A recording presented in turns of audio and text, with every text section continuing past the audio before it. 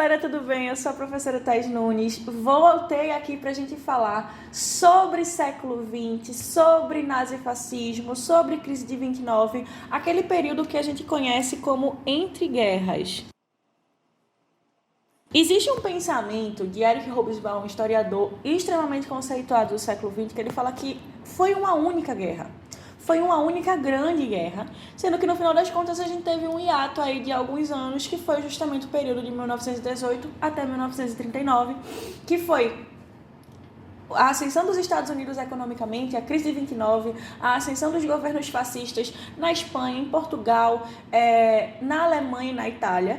E aí vamos tentar entender esse fervo de coisas que aconteceu durante esse período para que a gente consiga compreender também o acontecimento da própria Segunda Guerra Mundial. Tranquilo?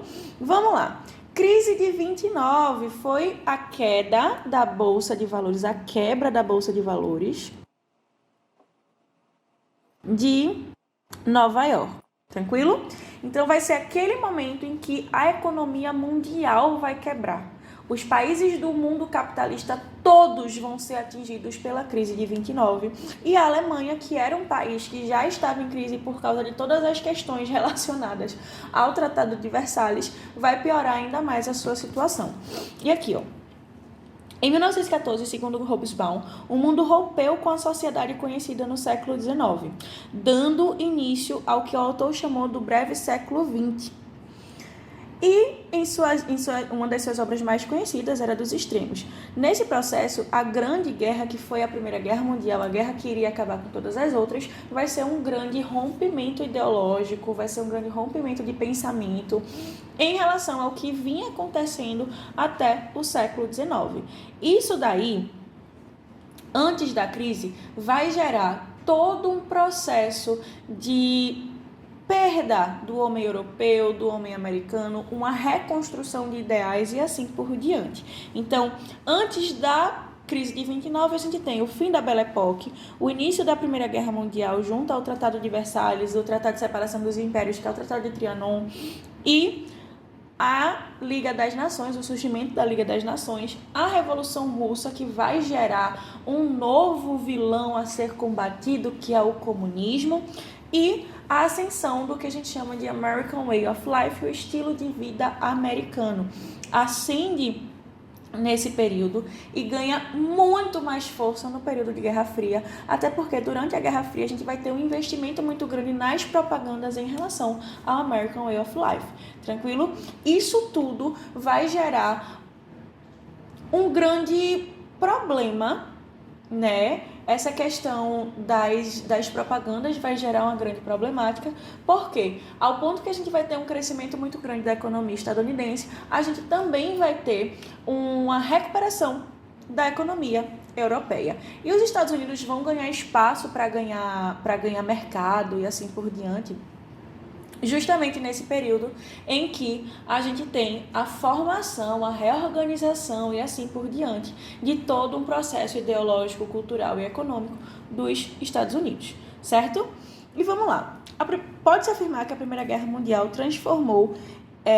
se transformou em um mercado de armas, munição, aço, roupas, medicamentos, alimentos e sofrimentos foi ótimo, mas sofrimentos também.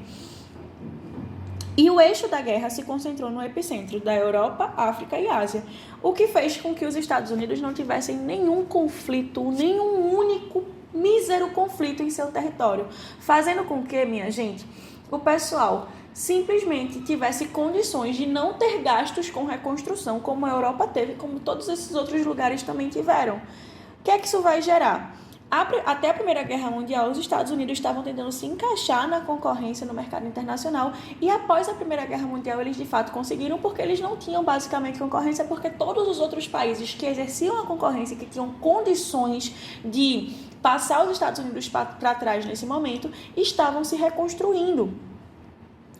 E aí, embora o conflito tenha sido uma coisa muito problemática para muita gente, foi o que fez os Estados Unidos se tornarem os Estados Unidos da América, que a gente conhece hoje, o grande provedor do mundo, né? Tanto que a gente passa a ter uma economia lastreada no dólar.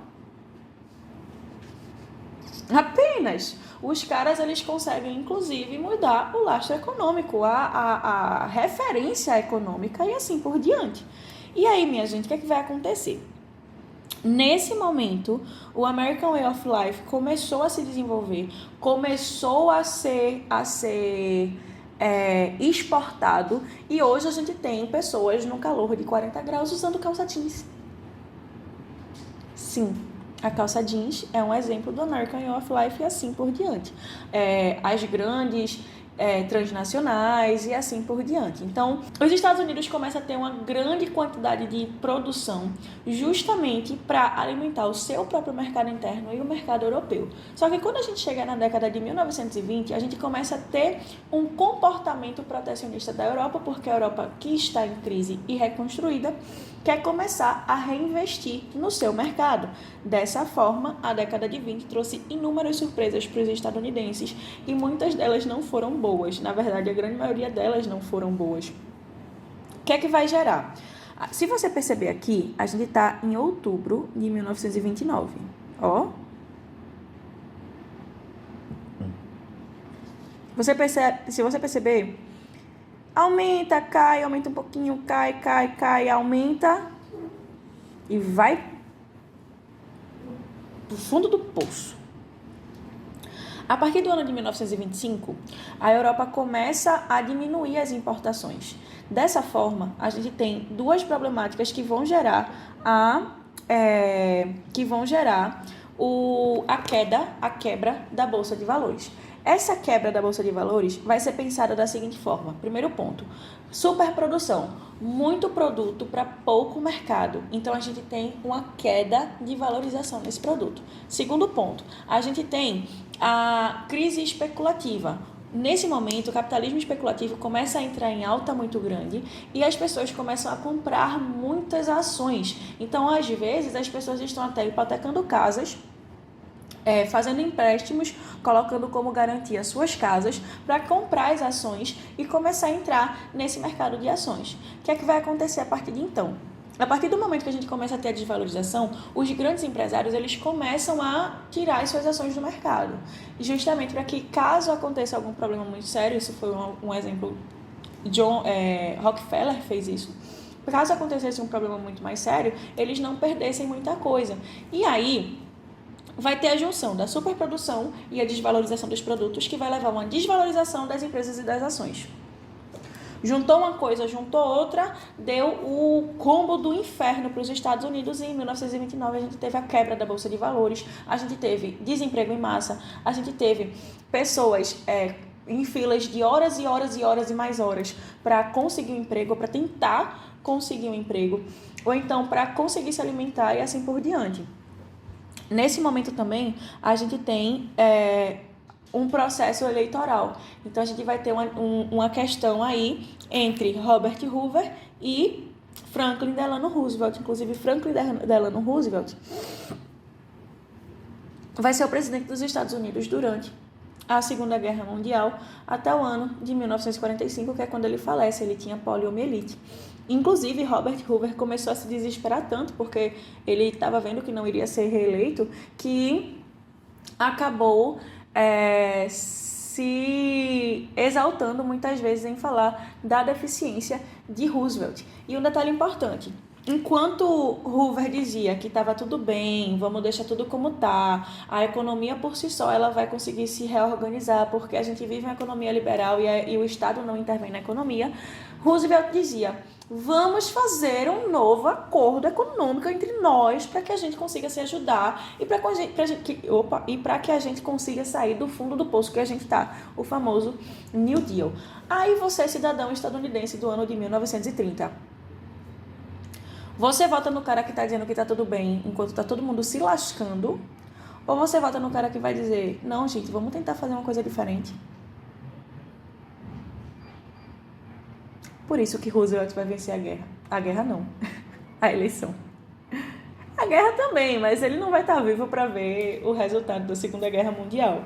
Então, ele vai começar a trazer uma perspectiva de recuperação econômica, e algumas medidas do New Deal vão ser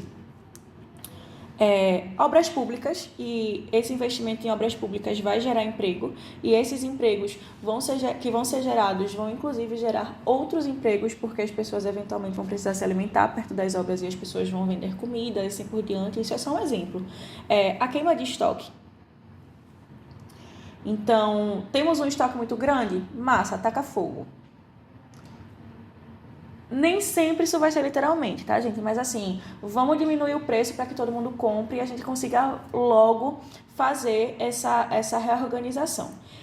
A diminuição da jornada de trabalho, porque você não vai mais contratar uma pessoa por 12 horas. Você vai contratar 2 pessoas que trabalhar 6 horas cada uma. Então, mais pessoas serão empregadas, a economia vai se reaquecer com mais facilidade. Teremos um salário mínimo, inclusive o salário mínimo é uma característica muito grande dos democratas estadunidenses, certo? Teremos previdência social e a formação dos sindicatos. Então, o New Deal vai ser o grande responsável pela reconstrução dos Estados Unidos. E o povo estadunidense vai ser tão grato a Roosevelt que ele vai ser eleito 3 vezes seguidas. Porque ele vai assumir em 1930 e vai sair porque morreu em 1945. Então, assim, foi um cara que, de fato, ganhou o coração dos estadunidenses como um todo. E aí, nesse meio tempo, enquanto os Estados Unidos estão quebrando e tentando se reconstruir, passando pela década de 20, começando um desastre no início da década de 30, a gente tem a ascensão dos governos totalitários. Então, enquanto os Estados Unidos estavam vivendo um mundo de muitas alegrias, cores, luzes e os loucos anos 20, na Europa, mais especificamente na Alemanha, na Itália, na Espanha e em Portugal, a gente está tendo a ascensão dos governos totalitários, dos governos fascistas. Tranquilo?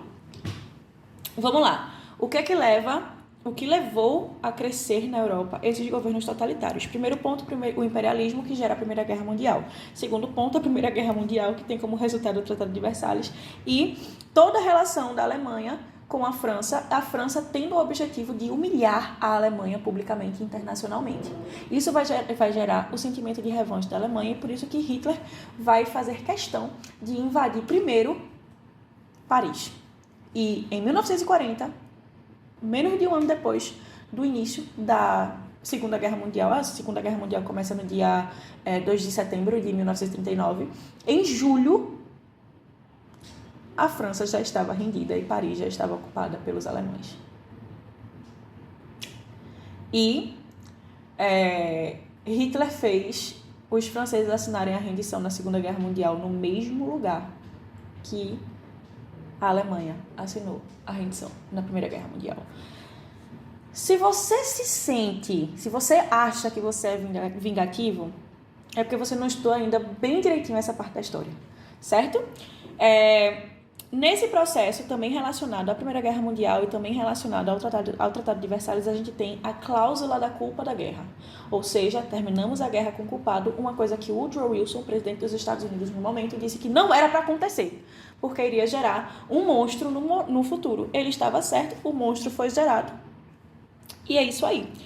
Temos também a questão do crescimento do comunismo, o comunismo que era uma opção muito tentadora para lugares em que estavam totalmente devastados, com todas as suas propostas de assistência social, e os totalitários eles vão ser totalmente opostos ao comunismo, certo?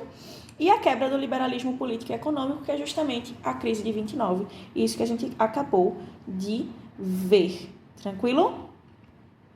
E aí, quais vão ser as principais características dos governos totalitários? Autoritarismo, armamentismo ostensivo, culto ao líder, nacionalismo extremo, anticomunismo, uso massivo da propaganda e da censura, militarismo extremo, disciplina exagerada, corporativismo e culto ao passado de glória. Gente, o que é culto ao passado de glória? Por exemplo, o fascismo ser a representação do fátio. O fátio ou feixe, que era uma grande representação das legiões romanas. Por exemplo, Portugal se utilizar da imagem das grandes navegações e do fato de ter colônias para dizer que Portugal não é um país pequeno. e assim por diante. Então, são vários momentos, são várias vivências diferentes. E culto ao líder, gente, basicamente, se Hitler levantasse a mão para falar, um estádio de futebol lotado calava a boca e escutava o que ele estava falando. Além de que a gente tem várias propagandas, inclusive, exaltando esses líderes, certo? E quem são esses líderes? O líder do nazismo, Hitler, você já conhece. O líder do fascismo, Mussolini, o Duce, vocês já conhecem. Francisco Franco, o líder do franquismo, e Marcelo Salazar, o líder do salazarismo, Espanha e Portugal. O nazismo, ele surge do Partido Social Nacional Socialista dos Trabalhadores alemães, mas o nazismo não é de esquerda, pelo amor de Deus. O nazismo é anticomunista. O nazismo vai se colocar como uma terceira via entre o comunismo e a democracia representada pelos Estados Unidos, o liberalismo representado pelos Estados Unidos. É anticomunista, antiliberalista, antidemocrático. O cara tem aversão a tudo que representa a esquerda. Por favor, não fale por causa do nome do partido que o partido é de esquerda, tá? Hitler deixou claro durante vários anos que ele era extrema direita. Tranquilo? Foi fundado no ano de 1919 por Drexler e por Gottfried Feder, e ele não foi construído por Hitler. Hitler vai ser o principal líder do partido. Em 1933, ele chega na posição de chanceler alemão e, de fato, começa o governo nazista na Alemanha. Algumas características são justamente o pensamento da guerra como um instrumento de purificação racial, porque se você continua vivo, significa que você é de uma raça digna, certo? Utilizava-se dos campos de concentração para manter as minorias e as pessoas que não pensavam a favor do nazismo. Então, por exemplo, ciganos, pessoas negras, pessoas deficientes, judeus e outras pessoas que eram contra o nazismo, né? Eles usavam os campos de concentração para exterminar aquilo que eles chamavam de subraças, né? E eles vão surgir justamente num período de vazio ideológico. Aqui a gente tem alguns exemplos do militarismo, do culto ao líder e das propagandas. As propagandas anticomunistas, as propagandas antissemitas e falando um pouquinho sobre o próprio processo de construção, certo? A SS, assim por diante. O fascismo vai ser um pouco mais sutil, porque o fascismo vai chegar ao governo italiano no ano de 1922. Mussolini é uma figura muito curiosa, porque ao mesmo tempo que ele vai ganhar muita força na extrema-direita, ele já tinha sido afiliado ao Partido Comunista Italiano e foi expulso do Partido Comunista Italiano justamente por ser uma pessoa com discursos muito violentos.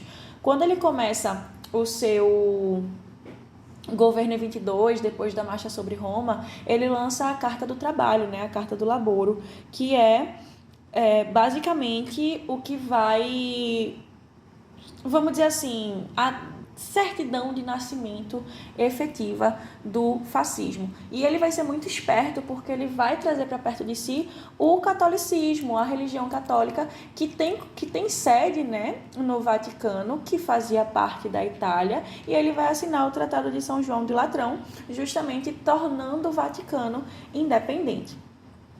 No caso, o Papa vai ser o Papa Pio XI, certo?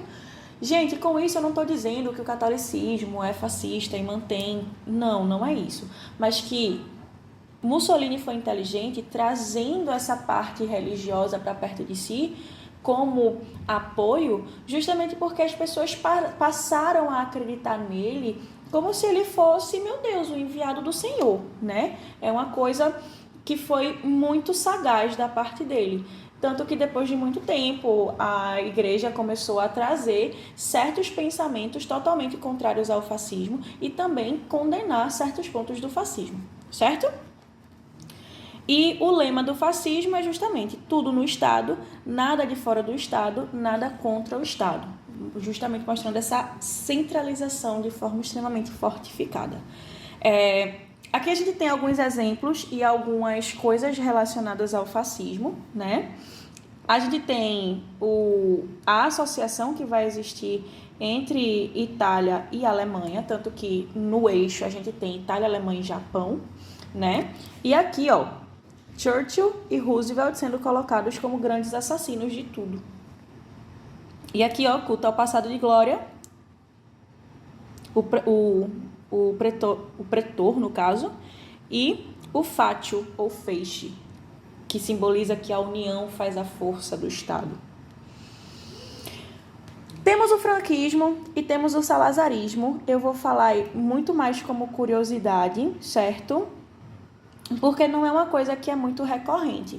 O franquismo, ele vai chegar ao governo pós a Guerra Civil Espanhola. A Guerra Civil Espanhola, que foi o grande laboratório da Segunda Guerra Mundial, e vai ser quando Hitler vai testar a Blitzkrieg, que é justamente a guerra relâmpago, onde eles vão invadir por todas as frentes que eles conseguirem. Então vai ser uma tática de guerra extremamente agressiva, justamente para gerar essa rendição quase que momentânea, né? Quase que instantânea dessa pessoa, desse país, desse lugar que está sendo invadido.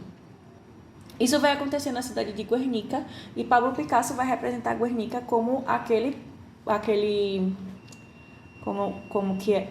aquele quadro, né, homônimo, Guernica, que é o quadro mais famoso de Pablo Picasso nesse momento. E o salazarismo vai ser o governo português e vai ser o governo mais longevo. O franquismo e o salazarismo vão ser os governos fascistas mais longevos, que eles vão durar até a década de 70. Certo? Inclusive, o que vai dar fim ao salazarismo vai ser justamente a Revolução dos Cravos, que vai pedir o fim desse governo fascista e também o fim do colonialismo português, o Império Português, que vai durar anos e anos e anos a fio, desde o século XV, com a conquista de Ceuta, até o século XX, a década de 70 do século XX, quando Angola e Moçambique se tornam independentes e tornam-se países, né? De fato, não mais colônias. Tranquilo, gente? Aí tá mais ou menos o que você precisa para entender de fato o que foi o nazifascismo, o que foi a crise de 29 e assim por diante. Espero que vocês tenham curtido e entendido a aula de hoje. Um beijo no coração de todo mundo, compartilha com seus amigos e até a próxima.